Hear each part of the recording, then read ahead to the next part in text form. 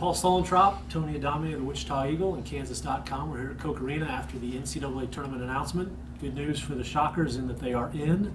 They've got a hectic schedule, though. They are frantically trying to get ready. They fly out, I think, tomorrow morning to get to Dayton, where they play Vanderbilt around 8 p.m. on Tuesday.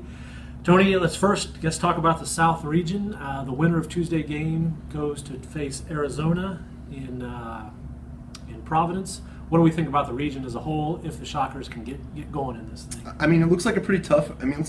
Region. But as far as where they're at, if they get past that first game, then it seems like kind of anything goes.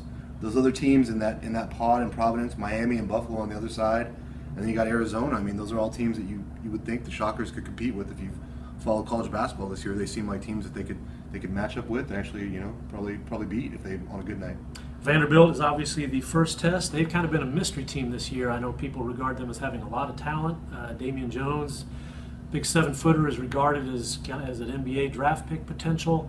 Not really experienced, really good defensively, which might be a little scary for a Wichita State team that did not shoot particularly well in its last game. What was the mood of the Shockers? Did you sense some relief or joy, or are they just ready to get going? I think absolutely ready to get going. Maybe a little bit of relief, but it seems like they've been pretty hard on themselves this week. I think they've been, a lot of introspection and kind of thinking about, what got them to this place.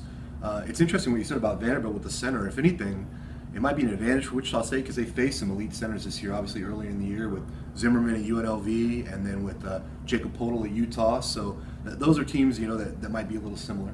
Yeah, Vanderbilt will have a height advantage, but as you pointed out, that's something Wichita State has faced. The other advantage Wichita State will have is experience. Commodores don't really play any seniors very much, and they start, I believe, 3 sophomores and 2 juniors, none of whom have been in the NCAA tournament.